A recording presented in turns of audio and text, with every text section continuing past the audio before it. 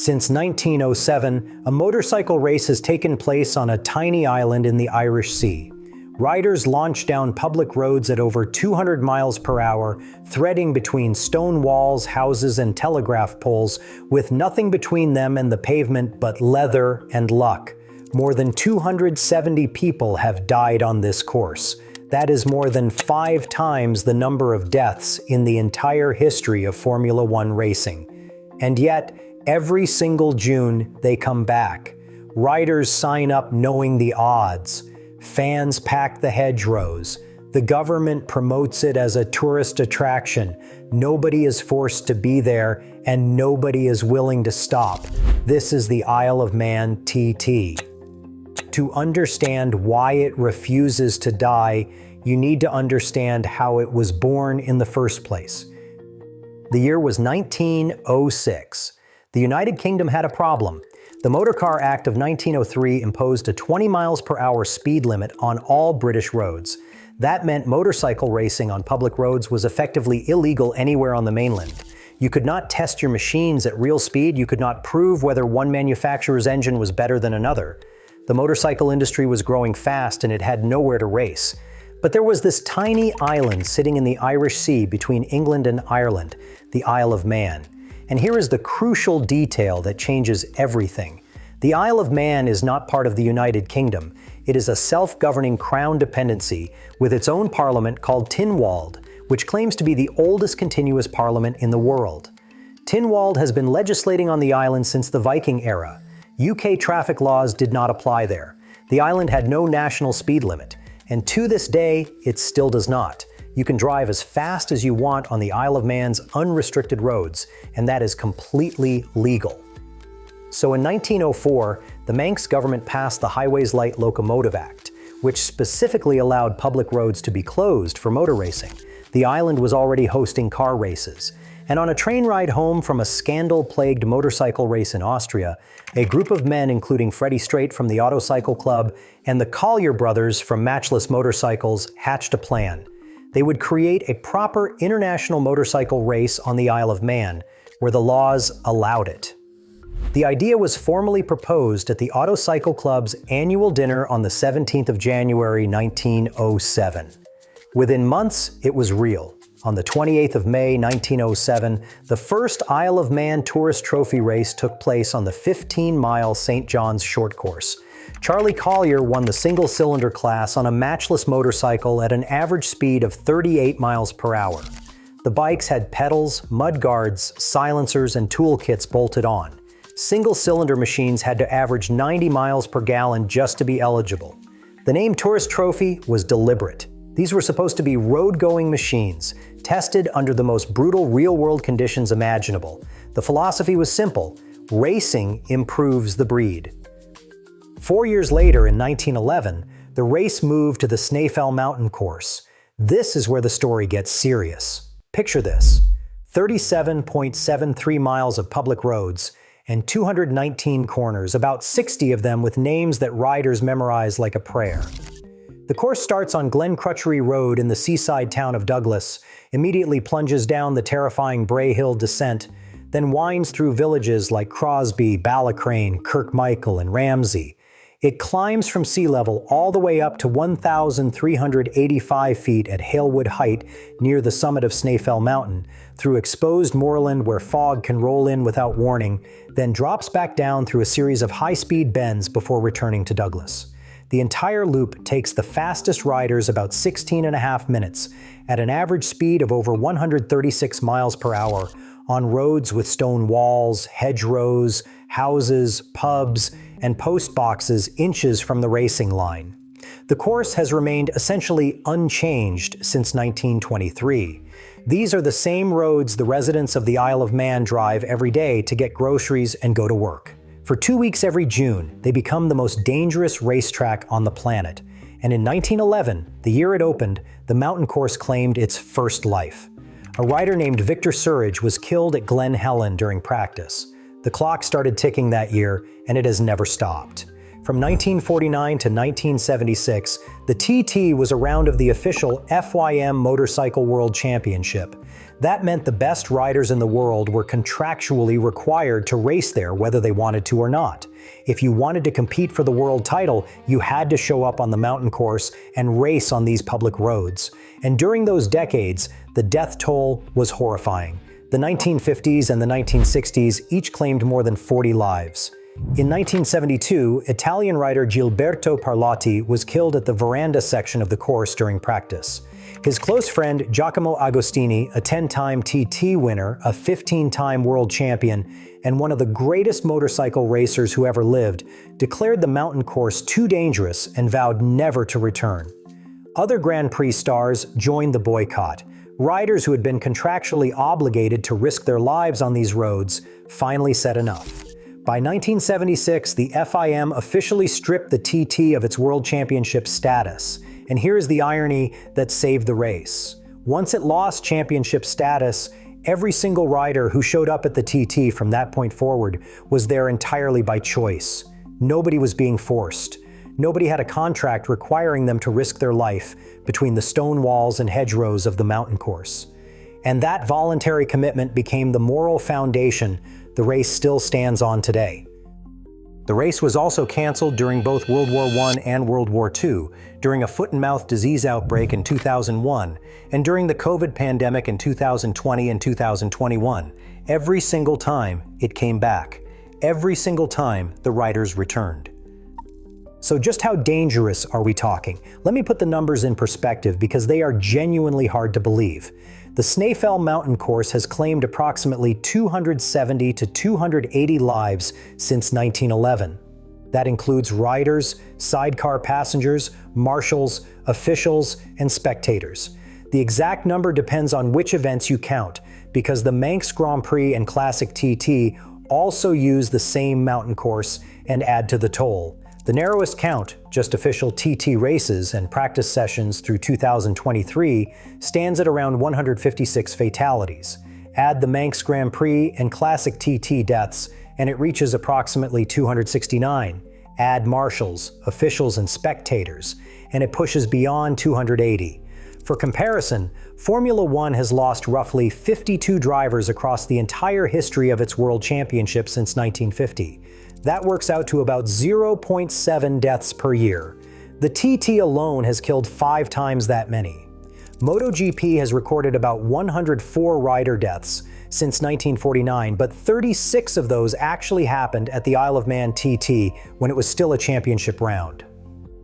The most recent Premier Class MotoGP fatality was Marco Simoncelli in 2011. Meanwhile, the TT killed 5 competitors during its 2022 edition alone. The historical average across the mountain course works out to roughly 2.5 deaths per year. The deadliest single year was 2005, with at least 10 deaths across the TT and the Manx Grand Prix. 3 spectators have also been killed, the worst incident coming during the 2007 Centenary Senior TT when a rider crashed at the 26th milestone, killing himself and 2 spectators standing at the roadside. And the reason the death toll is so high comes down to one simple, irreducible fact. Riders race at 130 to 200 miles per hour on roads lined with stone walls, houses, lampposts, trees, curbs, and manhole covers. There are 0 gravel traps, 0 modern safety barriers, and no runoff areas. Some crash locations take more than 10 minutes for an ambulance to reach. To understand what that actually feels like, you need to know about the corners. Balaguerre is widely considered the most feared corner on the mountain course. It is a blind, high-speed right-hander that riders approach at over 179 miles per hour in 5th or 6th gear.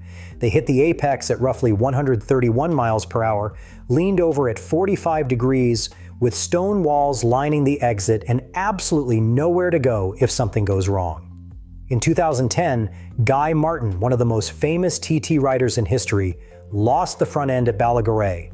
His bike slammed into the stone wall, the full fuel tank ruptured, and the entire motorcycle exploded into a fireball. Martin was flung across the road and came to rest surrounded by burning wreckage. He was discharged from hospital within days with bruised lungs and minor spinal fractures. The previous day, New Zealand rider Paul Dobbs had been killed at the exact same corner, and in 2022, Mark Purslow was killed there during qualifying. Then there is Bray Hill, the very first major feature after the start line. It is a terrifyingly steep descent where riders hit 150 to 180 miles per hour at the bottom before launching airborne over Ago's Leap on the other side. Riders describe it as riding off the edge of the world. Sulby Strait runs for over a mile, and riders regularly exceed 190 to 200 miles per hour through it. Peter Hickman recorded 199 miles per hour on GPS data during the 2022 Senior TT. At Kirkmichael Village, the bikes blast through at 160 miles per hour between houses, the engine sound slamming off the walls just feet away from spectators.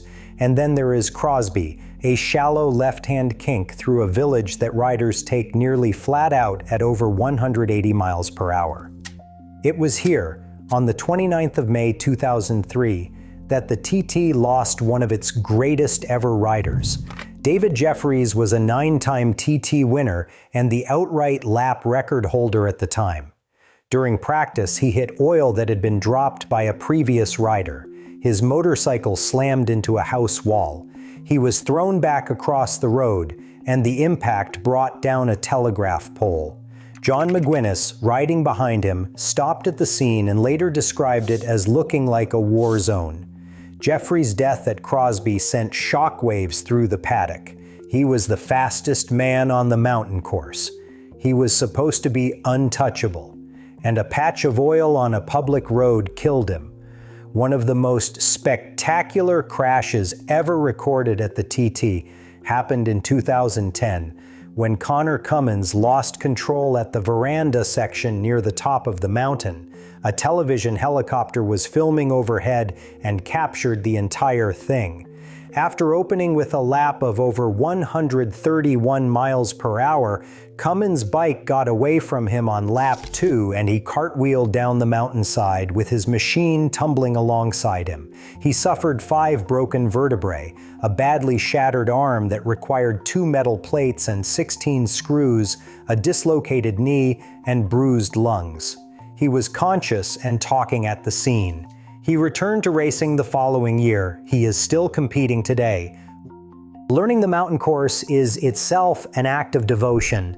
Newcomers must hold a racing license with competitive experience, and most graduate through the Amateur Manx Grand Prix before stepping up to the TT. Once accepted, they work with rider liaison officers, experienced TT veterans who mentor them through course familiarization. They must complete a minimum of 5 qualifying laps wearing orange identification jackets so that marshals and experienced riders can identify them on course. Riders estimate it takes roughly 3 years of driving the course in a car, obsessive study of onboard camera footage, and increasingly, hours on the TT Isle of Man Ride on the Edge video game, which features a laser-scanned one-to-one recreation of every wall, curb, and pothole. Davey Todd reportedly spent countless hours on the game before his debut and was second in the world online rankings. When he completed his first real lap, he said it was like he already knew the course. That brings us to 2022. The TT had been canceled in 2020 and 2021 because of COVID. When it returned, the paddock was buzzing, the ferries were packed, and 40,000 fans descended on the island. What followed was the deadliest TT since 1970, ultimately tied with it. 6 competitors would die as a result of crashes during race week. Mark Purslow died during qualifying at Ballagaray.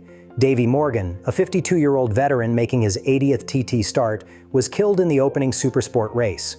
French sidecar driver César Chanal was killed at Ago's Leap, and his passenger Olivier Lavarelle died months later in a French hospital from injuries sustained in the same crash.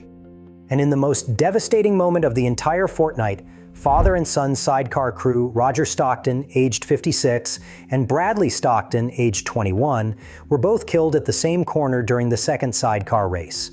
A father and his son, gone together on the mountain course. ESPN reported that organizers launched a formal investigation into the deaths. The outcry was intense. Calls to ban the race surged online, And then something happened that nobody predicted. The TT responded not by shutting down, but by doubling down on safety. A new safety management system introduced Formula One standard LED marshalling panels at 35 locations around the course.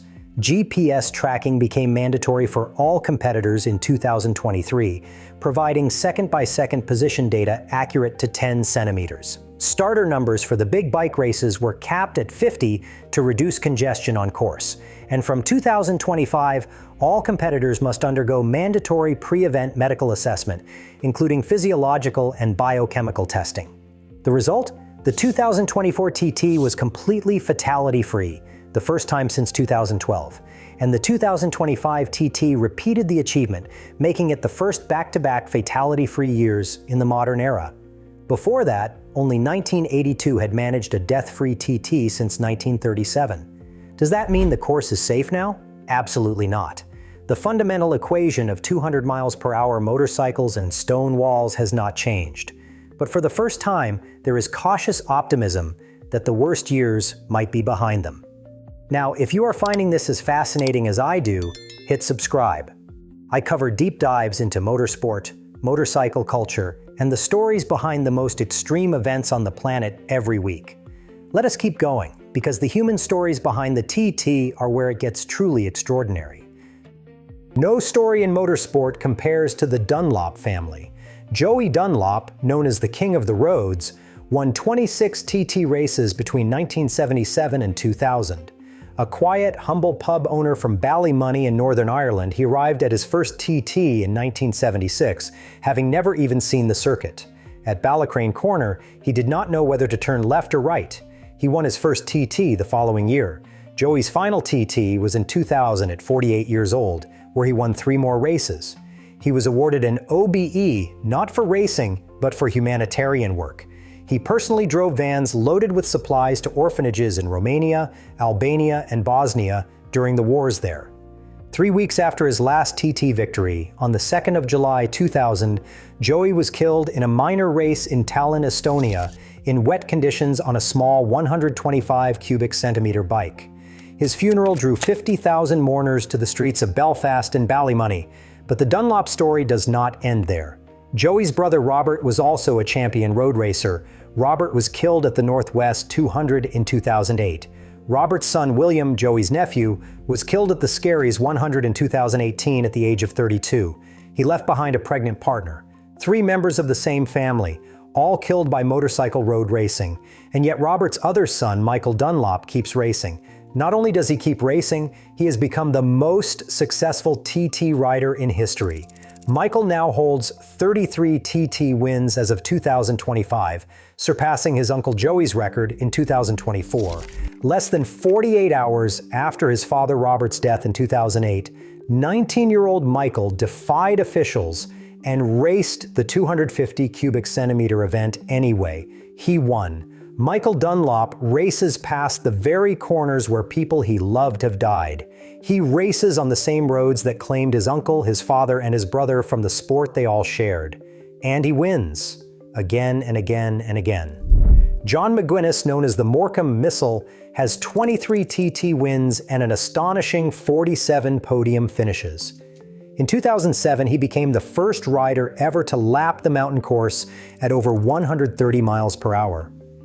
At 53 years old in 2025, he was still out there on a Honda Fireblade, finishing 7th in the Superbike TT. He fell in love with the race as a 10-year-old boy watching Joey Dunlop from the roadside. Peter Hickman holds the outright lap record at 136.358 miles per hour, set during the 2023 Superstock race on a BMW. Think about that for a second. He averaged over 136 miles per hour for 37.73 miles on public roads. Hickman arrived at the TT in 2014 as a struggling British superbike racer. He prepared by driving 70 laps of the course in a rental car and studying onboard videos obsessively. On his debut, he set the fastest ever newcomer lap at 129 miles per hour. He now has 14 TT wins and is considered the fastest man to ever lap the mountain course. Ian Hutchinson pulled off something in 2010 that nobody had done in over a century of TT racing. He won all 5 solo races in a single week. Months later, a crash at Silverstone shattered his left leg so badly, he underwent more than 30 operations, skin grafts, and years of painful rehabilitation. He came back and won 3 more TT races in 2015, then 3 more in 2016 and 2 more in 2017, bringing his career total to 16 TT victories. His leg broke again and eventually ended his competitive career. But that 2010 week remains one of the greatest individual achievements in motorsport history. What makes the TT paddock truly different from Formula One or MotoGP is who actually lines up on the grid. Only the top 5 to 10 riders have full factory support from manufacturers like Honda, BMW, and Ducati. The rest are privateers. They are funded by friends, family, and small businesses. They sleep in transporters and tents behind the paddock. They take 2 weeks off from their regular jobs to come to the Isle of Man and race at 200 miles per hour. Forrest Dunn worked construction, oil rigs, commercial fishing, and painting super yachts to fund his TT campaigns. Jamie Coward self-funded his career for years before earning factory triumph support in 2025. The 2023 Senior TT winner took home just over $30,000 in prize money. That is less than a Formula One driver earns in a single hour. In MotoGP, even a backmarker team has a budget of several $1,000,000. At the TT, half the grid is running on savings accounts and sponsorship decals from the local motorcycle shop. The Spanish rider Raúl Torres Martinez, who was killed during the 2023 Super Twin race at the age of 46, was a police officer back home in Spain. He was the fastest Spanish rider ever to lap the mountain course. He raced because he loved it, and he paid his own way to do it. He traveled to the Isle of Man on his own money, prepared his own motorcycle, and signed the waiver knowing exactly what it meant. Glenn Irwin, a British superbike star who made his TT debut in 2022, described the atmosphere on the starting grid on Glen Crutchery Road in Douglas. He said, "People shake your hand and they look at you differently. You see your family and they look at you like they genuinely do not know if that is the last time they will see you." Dean Harrison, one of the top riders, signs off his race week vlogs with the words, "Hopefully, I will see you later on." At any other race, that word hopefully would mean nothing. At the TT, it carries the weight of 270 funerals. These are not wealthy athletes with corporate insurance policies and escape clauses. These are people who love motorcycles so deeply, they will risk everything for the privilege of racing on the most dangerous road course ever created, and they would not have it any other way. So why does nobody stop it? The answer starts with money. The TT generates up to £52 million in visitor spending annually. Between 40,000 and 51,000 fans flood an island with a permanent population of just 85,000 people. Hotels book out a year in advance. Ferry motorcycle spaces sell out within weeks. The Isle of Man government estimates the TT supports roughly 815 jobs and generates over £4 million in direct government revenue each year. When COVID canceled the 2020 edition, the government lost an estimated £4.8 million in a single year. The TT is arguably the only reason most people outside the British Isles have ever heard of the Isle of Man. It provides the island's primary period of international media exposure, and the government explicitly uses the TT to promote the island as a place to live and do business. Then there is the legal reality. The Isle of Man's Parliament Tynwald makes its own laws. UK health and safety legislation does not automatically apply. No sitting member of the House of Keys has ever introduced a bill to ban the TT. The political consensus overwhelmingly favors continuation. TT Business Development Manager Paul Phillips put it bluntly when discussing safety. The only way of making this event safe is to not do it. And the riders themselves are the strongest argument for continuation. Every single one of them chose to be there. They signed the waivers. They studied the course. They know the history. Peter Hickman told CBS News that you can only really appreciate life if you are putting yourself into places that risk it. James Hillier, a veteran competitor, was even more direct when he said the fact that they can still come and do this while the rest of the world changes is a big statement about what the TT represents. The philosophical comparison that comes up again and again is Mount Everest. Over 300 people have died climbing it. Nobody talks about banning Everest. The argument from informed consent is almost identical. Adults who understand the risks are choosing to accept them for something they consider meaningful. But the critics have a point too. The TT is not just a private adventure, it is a government-run event that actively promotes itself to attract participants and spectators. Over 270 people have died. The 37-mile course is inherently unprotectable. No amount of GPS tracking or LED panels changes the fundamental physics of what happens when a motorcycle hits a stone wall at 180 miles per hour. And then there are the families. The Dunlop family lost 3 members to road racing: Joey, Robert, and William. Michael keeps lining up. The Stocktons lost a father and a son in the same race on the same day. These are not abstract statistics. They are real people who left behind partners, children, and communities. The tension at the heart of the TT is genuinely unresolvable. Maybe that is why it is such an incredible documentary subject. Speaking of which, the TT is about to get much bigger. In June 2025, Amazon MGM Studios announced both a feature film starring Channing Tatum, produced by Brad Pitt's Plan B Entertainment, and a multi-part docu-series from Box to Box Films, the same production company behind Formula One's Drive to Survive on Netflix. The TT's own streaming platform now has hundreds of thousands of subscribers across 180 countries, and the official YouTube channel generates over 30 million views per year. The TT is not dying, it is growing, faster than almost any other motorsport property in the world, and the spectator experience remains completely unlike anything else in sport. Most viewing locations along the 37-mile course are completely free. No tickets needed, no corporate hospitality zones, no barriers separating you from the action. You can stand meters from the road as bikes pass at 170 miles per hour. The sound alone is violent. You feel the displaced air hit your chest. At Balog Bridge, motorcycles launch airborne over a humped stone bridge, while crowds pack the Raven pub nearby, pints in hand, cheering as riders take flight just feet away. At Craigney Ba, there is a pub with grandstand seating overlooking a corner where riders brake from extraordinary speed, and you can watch it all while eating fish and chips. At the grandstand in Douglas, the start-finish area fills with thousands of fans for every race. The time trial format means riders are launched one at a time at 10-second intervals, so each machine arrives individually. You hear them coming for 10 seconds before they appear. The distant scream builds to a deafening roar. The bike flashes past in a blur of color, and then silence. Then you wait for the next one. The TT is a 2-week festival. Practice week flows into race week. The paddock in the town of Douglas is free to enter, and you can walk straight through the team awnings and watch mechanics working on the bikes. Riders sign autographs for hours. John McGuinness is famous for never turning down an autograph request. You might bump into Peter Hickman getting ice cream between sessions.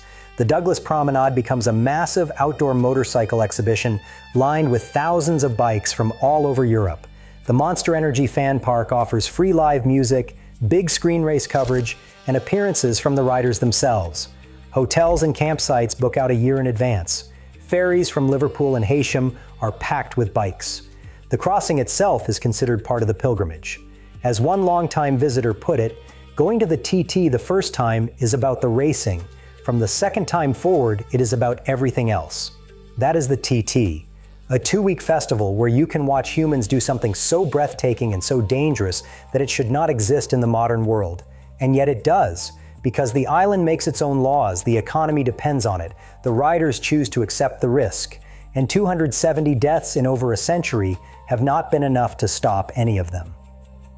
The headstone of David Jeffries, one of the greatest TT riders ever killed on the mountain course in 2003, carries an inscription that has become a kind of unofficial motto for the race.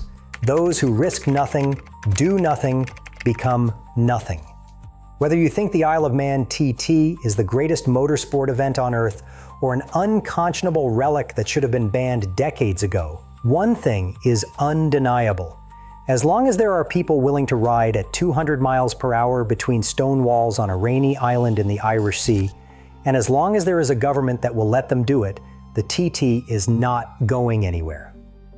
If this story hit you the way it hit me, drop a comment and let me know what you think. Should the TT continue, or has the price gotten too high? If you want more deep dives like this into the most extreme corners of motorsport and motorcycle culture, hit subscribe, and I will see you in the next one.